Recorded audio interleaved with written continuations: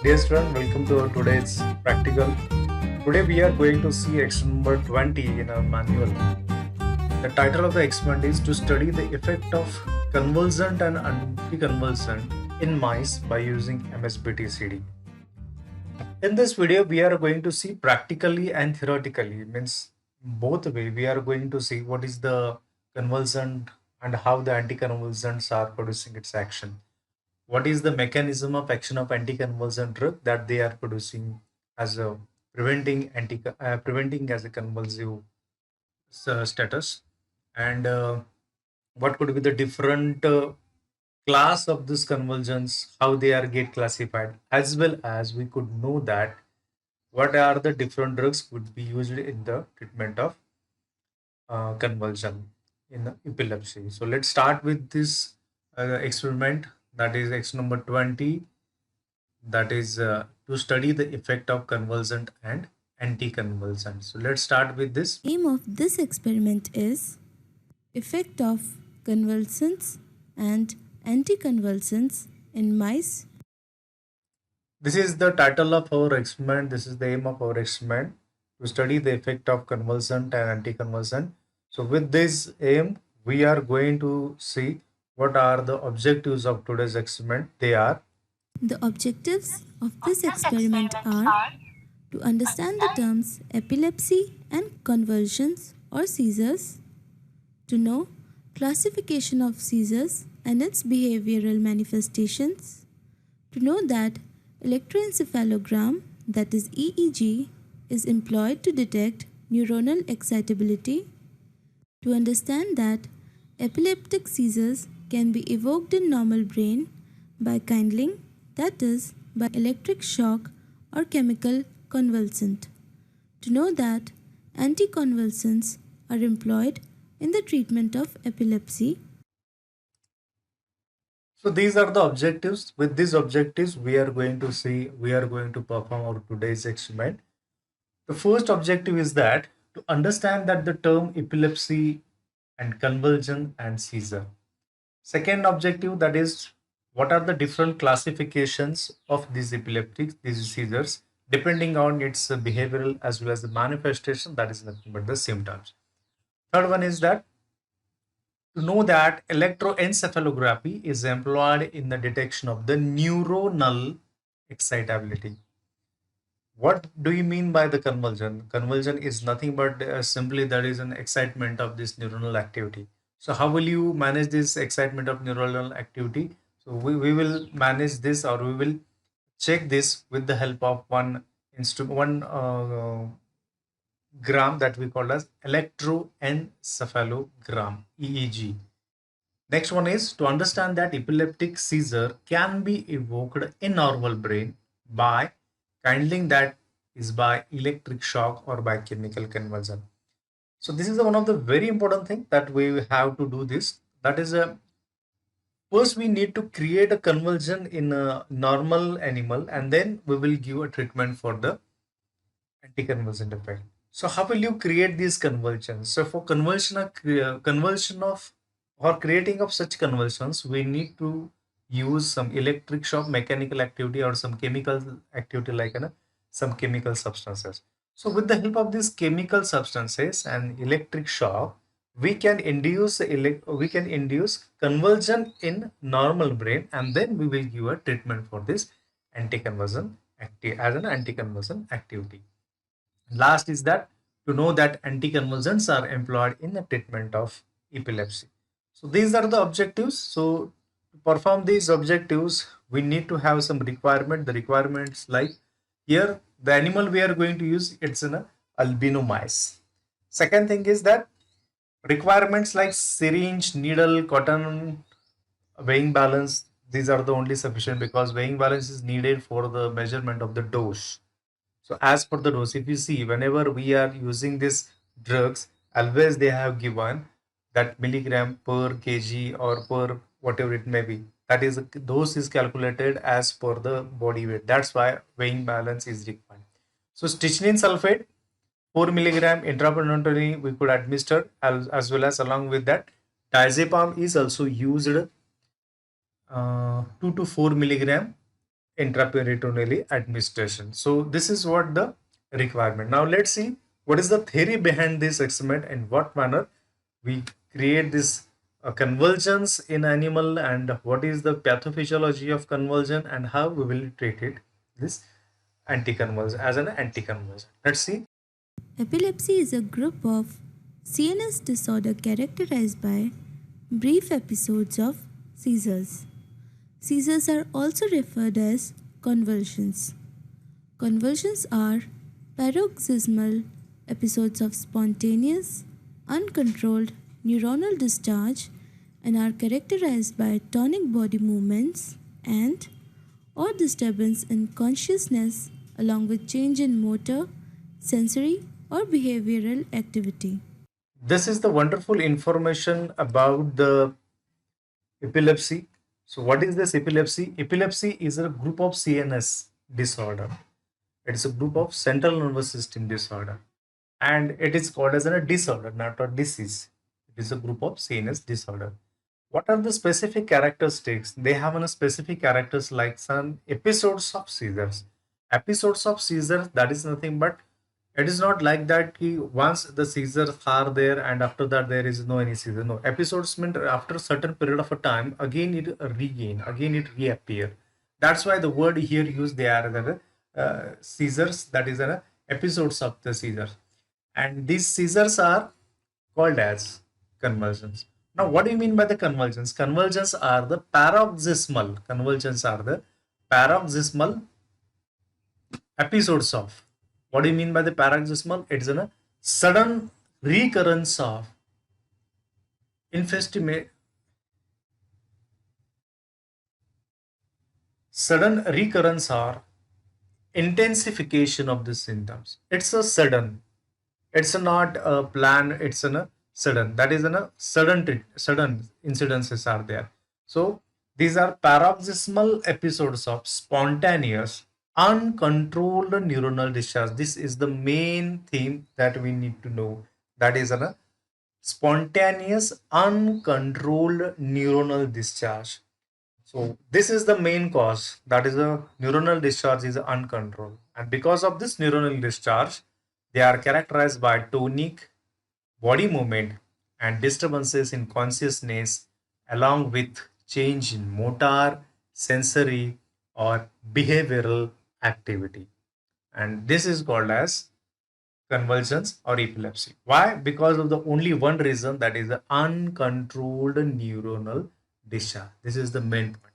What we have to do, we need to control this neuronal discharge. As we need to control this neuronal discharge, definitely all other activities will automatically try to manage it. So main reason is that how will you manage this? And if you understand this, then definitely it's a mechanism of action of the drug. It's a treatment of the epilepsy. It's a treatment of the convulsion. That is a so simple thing. So first thing we had seen, what do you mean by this epilepsy? That is a convulsion. It's a spontaneous episodes of, it's a paroxysmal, sudden intensification, uncontrolled neuronal discharge, and are characterized by tonic movement of body movement, disturbances in consciousness, motor activity, and behavior. This is called as convulsion. Now let's see on the next slide.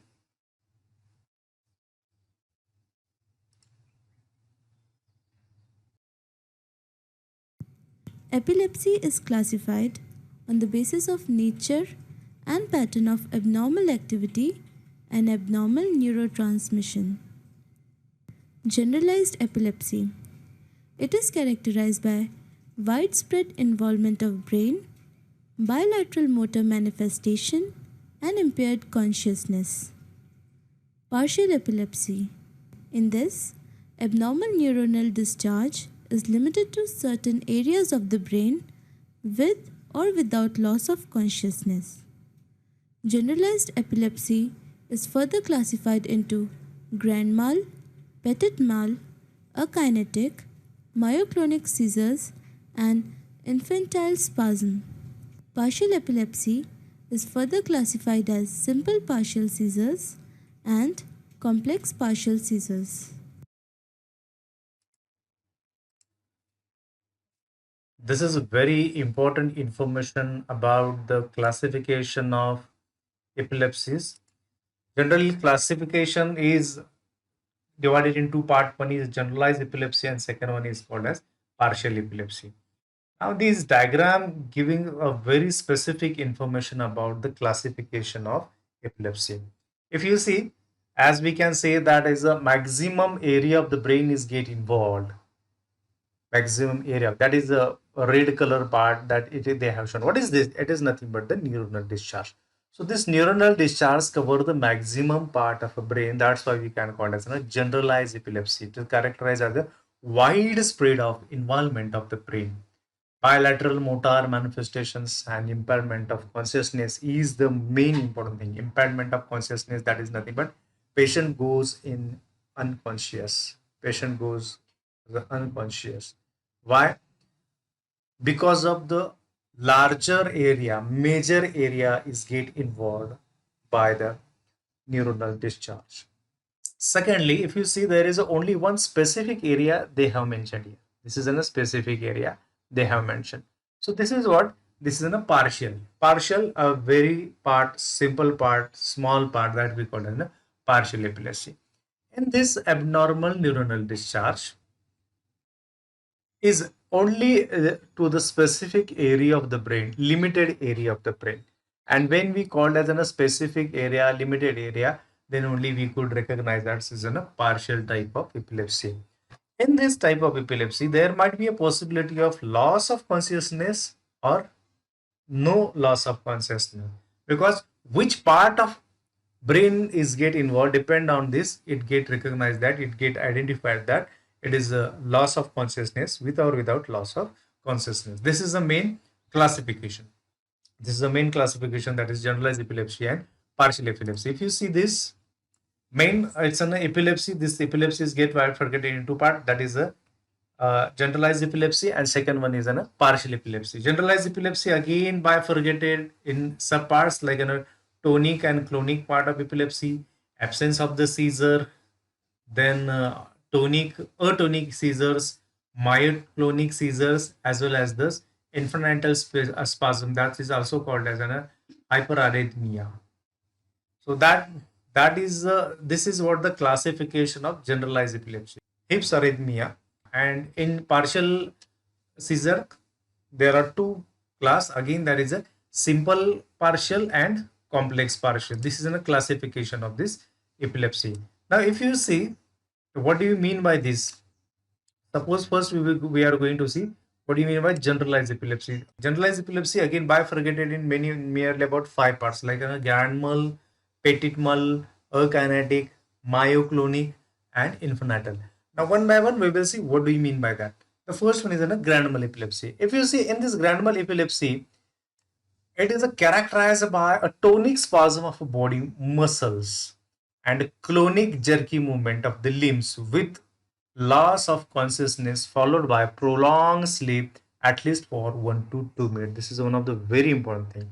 What is the characterization of this particularly convulsions? They are clonic jerky movement. It gives a jerk. It gives a jerk. That is a jerky movement is there. The jerk movements is there is a maybe involvement of some limbs, and mostly that there is a loss of consciousness. So that loss of consciousness, for some period of time there is a loss of consciousness, and after that patient goes in a sleep, because as the brains are get so much excited, so after the so much excited again it goes in deep sleep or again in a depression that we called as a sleep. So this is a, what do we mean by this is what the grand mal epilepsy. Grand means large, grand means large, that's why it is also called as a major epilepsy. That's why it is also called as major epilepsy. If you see here, you will get it. That is a grand mal epilepsy, which is also called as a major epilepsy, which is also called as a tonic clonic seizure. So why it is called as a grand? Because it's a major. That's why it's called as a grand mal epilepsy.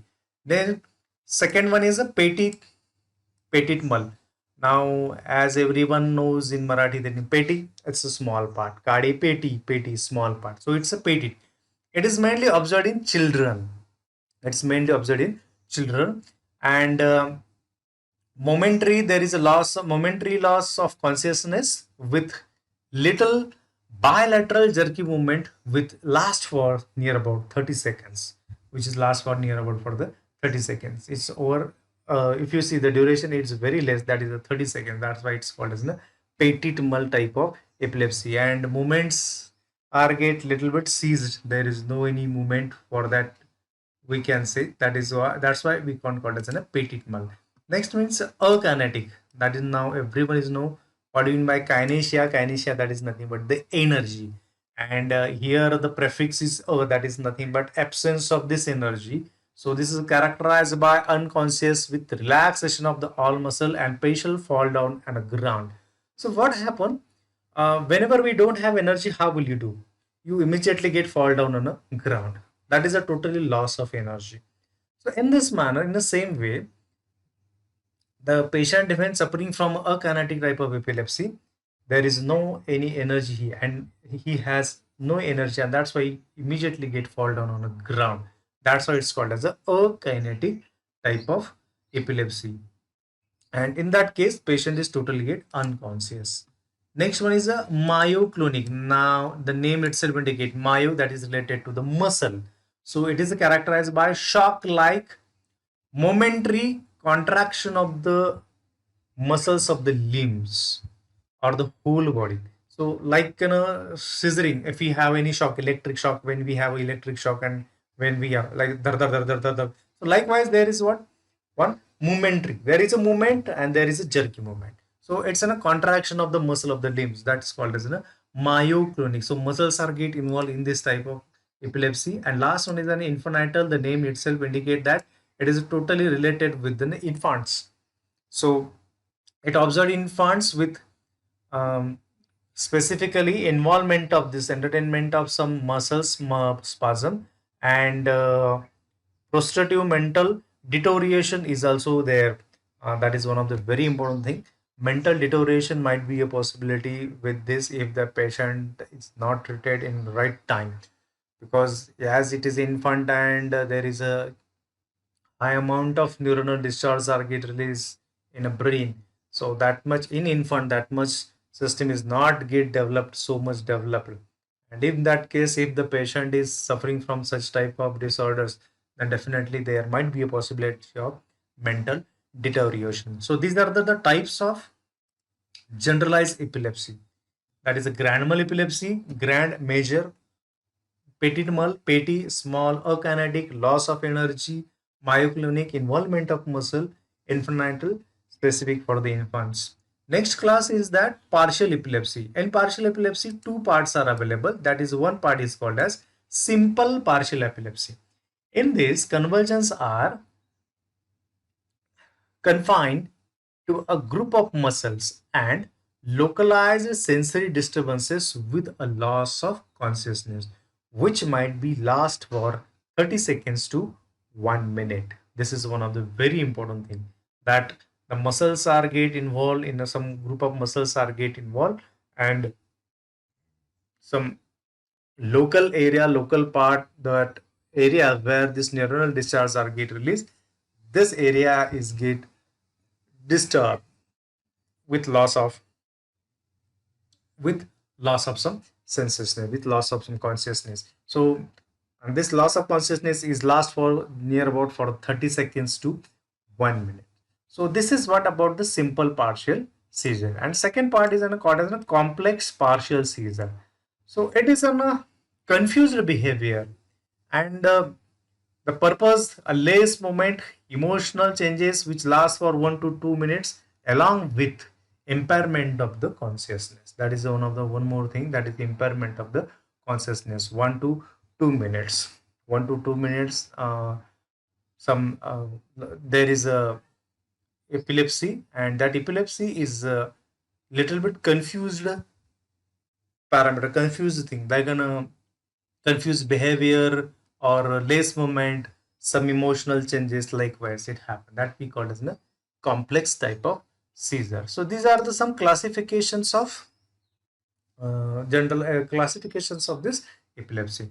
Now let's see then what is the line of treatment for that in your next slide.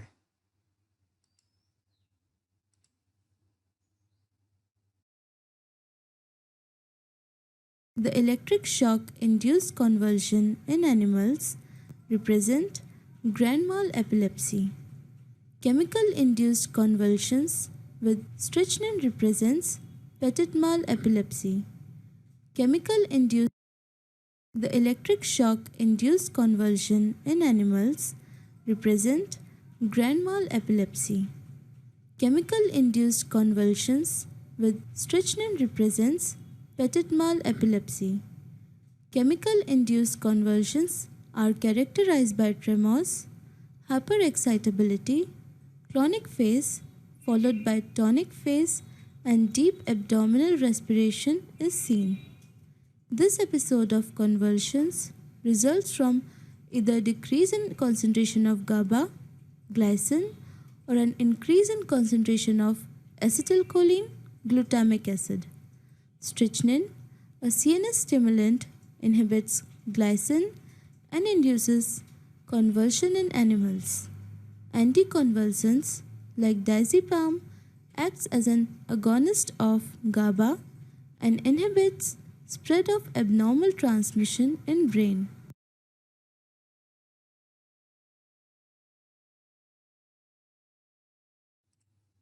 In this slide, we are going to see in what manner we can induces convulsion. So convulsions can be induced by the two way. One is called as an electric shock and second one is a chemical induced. When we induce convulsion with the help of electricity, electric current, then it is a grand mal type of epilepsy. And when we induce epilepsy with the help of some chemical agent like strychnine sulfate, then we can say that it is a petit mal type of epilepsy. So when we induce a epilepsy by chemical substances, then they may produce some specific characters like tremors, hyperexcitability, chronic phase followed by tonic phase, deep abdominal respiration is possible. So this is the first, that is by which method we can induce convulsion. What happen when we have these chemical substances in our body? When we use these chemical substances in our body, it particularly decreases one system, that is a GABA, gamma aminobutyric acid. So this gamma aminobutyric acid, which is an inhibitory neurotransmitter, which inhibit the system, that's why we call it inhibitory neurotransmitter. And second one is a glycine. So glycine, acetylcholine, glutamic acid, glycine, acetylcholine, glutamic acid, GABA. These are the neurotransmitter which has a specifically role of the in our body. So whenever such chemical substances we are using, because of that, what happen? It decreases the concentration of GABA as well as the glycine, while they increases the concentration of acetylcholine and glutamic acid. And because of increase in the concentration of acetylcholine and glutamic acid, the role of acetylcholine with respect to the muscle, skeletal muscle, that is nothing but contraction. So because of that, the patient gives a jerky movement. That is one reason. That is the acetylcholine. So increases the concentration of acetylcholine and glutamic acid.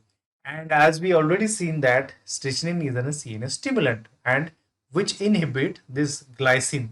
And because of that inhibition of glycine, there is increase in the concentration of acetylcholine and which results in a convulsion. So in this manner, practically in laboratory, we induces convulsion in a mice. This is the first case. Now we need to give a treatment, that is anticonvulsant.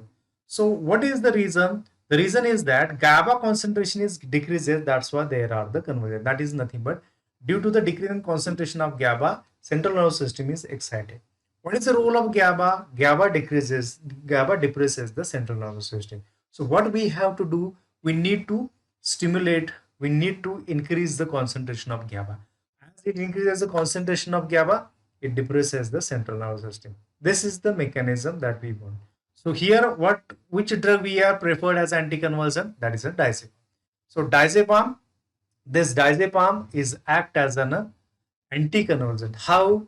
By increasing the activity of GABA, because diazepam is an agonist of a GABA, and as it increases the GABA concentration, definitely it inhibits the central nervous system activity. And the most important thing is that in our respect that it reduces the transmission of neuronal discharge. It reduces the transmission of uh, it reduces the transmission of neuronal discharge. This is the most important, and this is the mechanism that we want. And this, in this manner, all these anticonvulsants are act as a mechanism of action. These are their mechanism of action. Now let's see in practical manner. We are going to see how it produces its action. How will you identify that this actually now this animal is having convulsion? And when we have this anticonvulsant drug like diazepam, then how we can conclude that now these are act as an anticonvulsant. So let's see in that manner. We will see how it produces its action. To study the effects of convulsant and anticonvulsant in mice, select 2 adult healthy mice weighing not less than 20 gram and label them as mice A and mice B. Observe their normal posture and normal muscle tone, particularly in limbs and tail. Now inject 0.1 ml of stock solution of strychnine hydrochloride to mice A intraperitoneally. You can see that strychnine induces clonic convulsions characterized by Stroop's tail, that is, S-type erection of tail and jerky movements of whole body. This clonic convulsions finally leads to death of the mice A.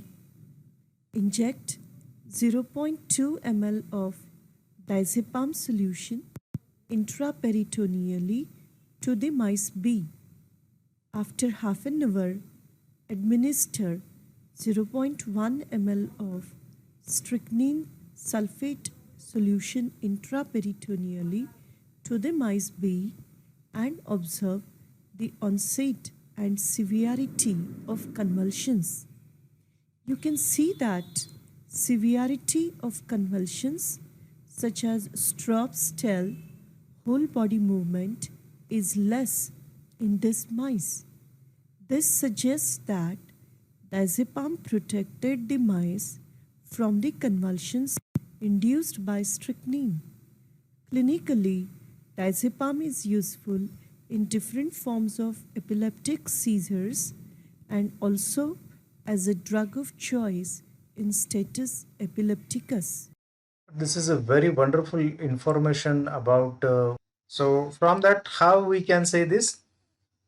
So this is a observation table. In this observation table, we can say that the first animal only administers the strychnine, plain strychnine, and after near about 50 seconds, it shows some symptoms like Stubbs tail, jerky movement, clonic convulsions, and near about after 3 minutes, that animal get die. There is a mortality. While another mice we could use in this, first we have administered the diazepam followed by the strychnine, and near about after 80 seconds we could observe that there is no Stubbs tail comparable to the first animal. There are some body movements, but they are very minor in nature. There are some minor clonic convulsions comparable to the first animal. And most important thing that we observe, there is no death of animal, and this animal is get protected from the convulsion.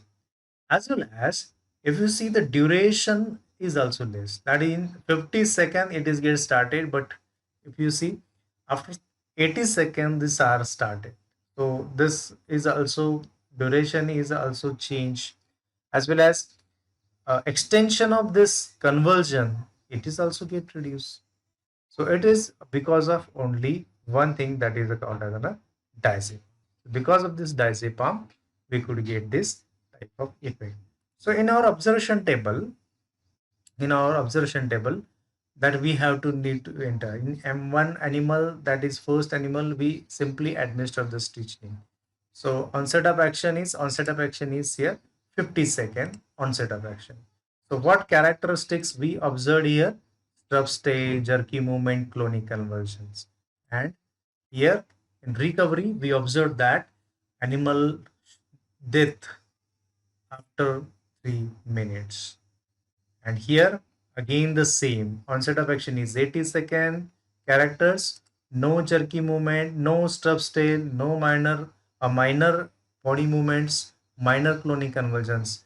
And in recovery about we can observe no death, animal protected from convulsion, duration of convulsion is less, reduction in extension time.